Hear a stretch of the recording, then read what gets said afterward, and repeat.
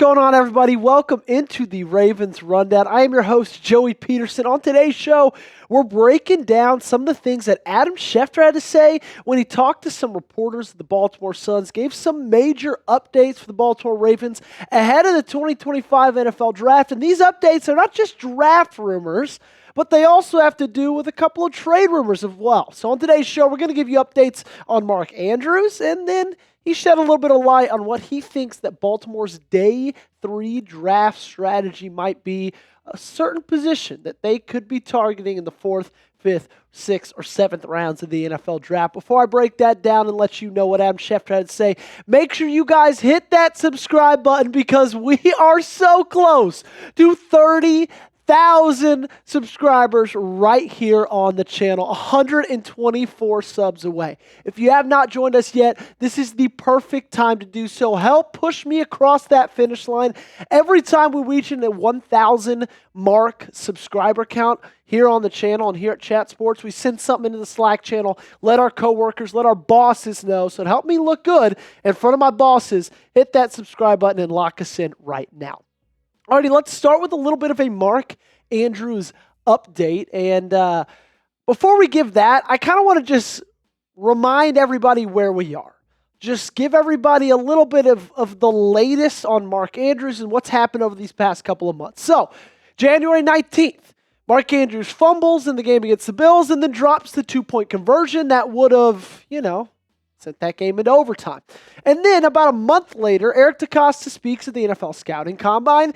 And I don't want to say he says goodbye. That's why I put the question mark there.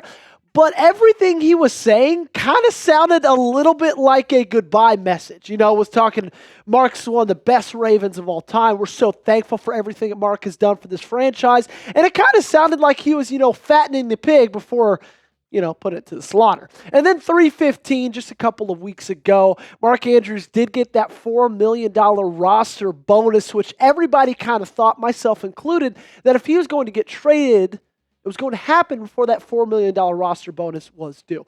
Here's what Adam Schefter said about Mark Andrews. He said, I wonder if there's a team that is looking at draft prospects Tyler Warren and Colston Loveland and doesn't get him, and turns around and says to Baltimore, we'll give you a 3rd-round pick for Mark Andrews. And every indication over the last couple of months indicated that they were looking to trade Mark Andrews, but nobody was offering what they wanted, which was most likely a 3rd-round pick. And in Mel Kiper's most recent mock draft, those two prospects that Adam Schefter just talked about, Tyler Warren, Colston Loveland, both of them gone in the top 15 selections. Tyler Warren, number 10 to Indy. Colston Loveland, 10 to Chicago. Colston Loveland, number 14 to Indianapolis. Now, I know Mel Kiper gets a lot of things wrong, but I have a really good feeling that by the time the 20s roll around in this draft, both of those guys are going to be gone just because their talent is so great. And we've seen over the last few years the uptick and the importance of having a really great tight end on the roster. And both those guys are going to be absolute studs in this league. We're going to break down a little bit more on Mark Andrews. Before I do, though, weigh in for me. Should the Ravens trade Mark Andrews? Think so? Go ahead, give me a yes in the comment section down below. And if you think no, give me a no and tell me why not. Let me know right now in the comments. So the team to look at, in my opinion, is the Los Angeles Chargers. We've talked a lot about Los Angeles. We've talked a lot about Greg Roman. We've talked a lot about Jim Harbaugh and this team, that they're the most likely option for Mark Andrews, because if you look at their depth chart right now in the tight end room, it is probably the worst in the National Football League. Will Dissly, Tucker Fisk, McAllen Castles, and as much as I love my Tennessee Volunteers, this isn't that great of a room, okay? It's lacking, to put it lightly. So why Los Angeles? Well, Andrews has ties with the Chargers because Greg Roman is their offensive coordinator. Thank God. And Roman, as we know, loves the tight end position, loves Mark Andrews. And also, Los Angeles, they were in the bidding for Evan Ingram. Evan Ingram ended up going to the Denver Broncos, and so they missed out on a star tight end right there. And with the addition of DeAndre Hopkins, and with Isaiah Likely, who would move up into that tight end 1 spot, I think the offense will recover just fine without Mark Andrews.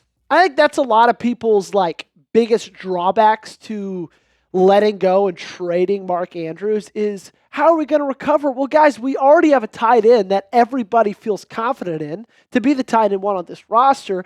And even with Mark Andrews in the lineup, what is he? The third best option? Behind Derrick Henry? Maybe Zay Flowers? Then Mark Andrews? A lot of people just in general think Isaiah Likely is better, if not the same as Mark Andrews. And so, if you can get something for him, if there is a team knocking on your door on draft day, ringing your phone, and they're saying, look, we wanted one of these guys, these two prospects. We didn't get them. We need a tight end. What can we give you for Mark Andrews? And they offer you a third. I'm doing that in a heartbeat. With that being said, I don't think it's likely, not to use a play on words, but even saying that, we can't rule it out. Adam Schefter is there legitimately saying that you can't rule it out. Just because you don't think it's going to happen doesn't mean it's not. Here's a little bit more on Adam Schefter. I would have thought if he was going to get traded, it would have happened by now. It hasn't happened. So I don't think it's likely, but that's the kind of situation you wonder on draft day. You have to wonder about.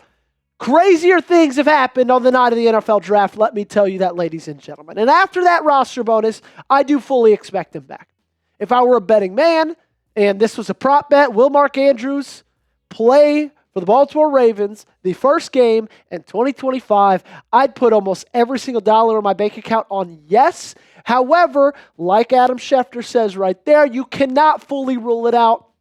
It could happen if a team is really targeting Tyler Warren, Colson Loveland, and they don't get them in the first round.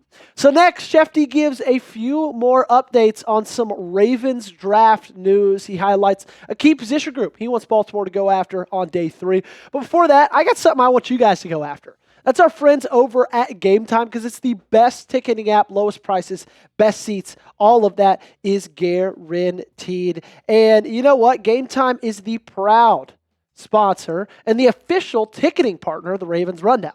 What I love about GameTime is they provide the easiest way to get tickets on short notice. GameTime's low prices, what I love about them is you get to spend more money on ballpark things like hot dogs, merchandise, pretzel, beer. And it's easier to get a larger group together if everyone's wallets don't take a hit getting into the ballpark. GameTime has an awesome feature. It's called Zone Deals. GameTime Zone Deals allows customers to purchase tickets for a general area of a venue rather than specific seats, offering potential discounts and flexibility for last-minute ticket buyers. With Zone Deals comes the potential for lower prices. Zone Deals can offer discounts compared to a standard ticket listing. Of course, GameTime is known for their last-minute ticket sales, and Zone Deals can be particularly useful for those looking for deals closer to the event date. Another thing I do love about GameTime is their GameTime Picks feature. So easy to find, so easy to use. It helps you out a ton. So you see all the events listed right there. You go into whichever one you want to go to. Say it's the Friday game against the Blue Jays on the 11th. Well, then right there at the top of your screen, you'll see GameTime Picks button. You filter that, or you press that button. It filters through all the tickets, shows you the best deals. So that way you don't have to waste time searching through other ticketing websites, searching through other ticketing apps, all the seats. It just gives you right there on a platter. You pick which ticket you want. You get the views from your seats. And then, of course, you're checking out instantly Apple Pay, Google Pay, all major credit card providers. You got them right here. And don't forget to use our code ChatSports for $20 off your first purchase. If you want to go to Camden Yards, GameTime is the best way to do so. So take the guesswork out of buying tickets with GameTime. Download the GameTime app, create an account, and use code ChatSports for $20 off your first purchase. Terms apply. Again, create an account, redeem code CHATSPORTS for $20 off. The link to this promo is in the comments and description of today's video. Download GameTime today. What time is it? It is game time. So the next question is, what does Baltimore do with the kicker position? There's a lot hanging in the balance right now with Justin Tucker. Not just with everything that's gone on with him in the legal sense over the last couple of months, but just with his ability or inability to make clutch kicks in the 2024 season. In fact, did you know that in the Ravens' 5 regular season losses, they lost by a total of 22 combined points?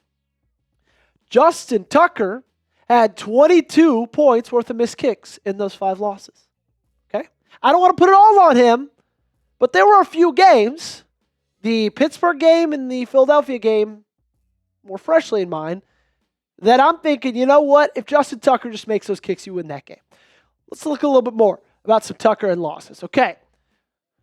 There was a game, he missed 2 field goals and an extra point, and this was the game against Pittsburgh, and you know what? Baltimore had the ball, down 12 with 1 minute left, and if he makes those 2 field goals and 1 extra point, they've got a chance to take the lead.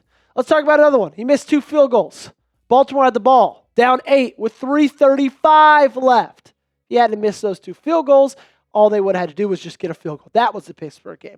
And then went 1 for 2 on field goals. Baltimore had the ball down 5 with 1 minute left. Again, he has missed that field goal. All you need is a field goal to win the game. So there were losses. There were games that you could look back at the 2024 season and point to Justin Tucker being one of the reasons for those losses. And Adam Schefter speaks on the Ravens draft strategy for possibly selecting a kicker. Here's what he had to say. If the Ravens were to draft a kicker on day 3, which, by the way, I could see happening, that would qualify as one of the biggest storylines on day 3 of the draft this year. I could see that happen. It just depends on who's there and the grades that they have. So if this does happen, and by all means, everything that Adam Schefter is saying is kind of pointing towards it happening, I expect this to happen in the 6th round. Baltimore has 4 6th-round selections.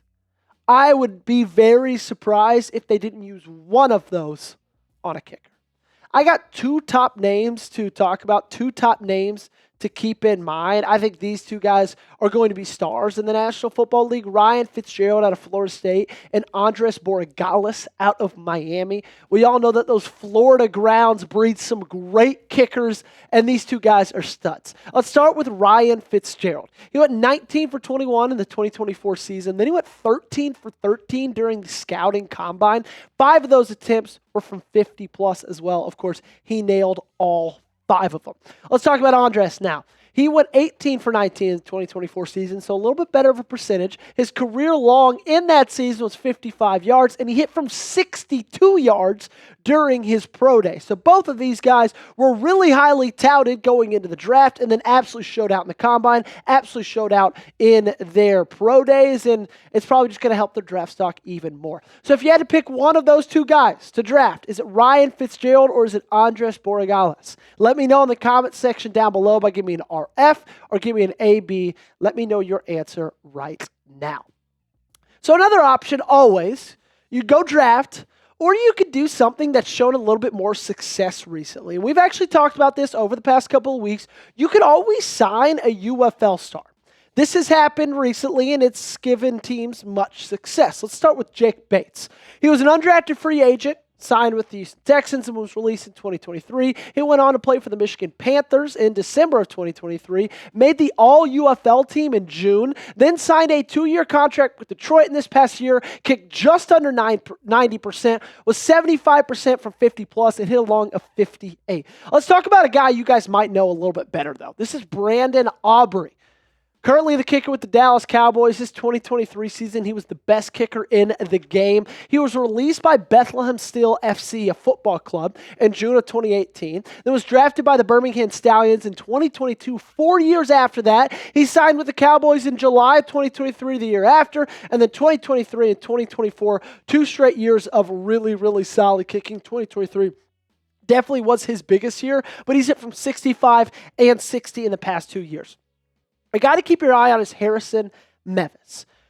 He is more known for his time at Missouri, was more of the thicker kicker, I think is what his claim to fame was. But he now is with the Birmingham Stallions, and he's 4 for 4 so far this season during the UFL, and 53 yards is his long. So if he can continue that streak through the entirety of the season, I think that's a guy that Baltimore should at least have on their radar to possibly bring in the summer for a little bit of competition. Thank you guys so much for watching today's episode. As always, make sure you guys hit that subscribe button before you get on out of here. Join us, lock us in, help me get to 30K right now.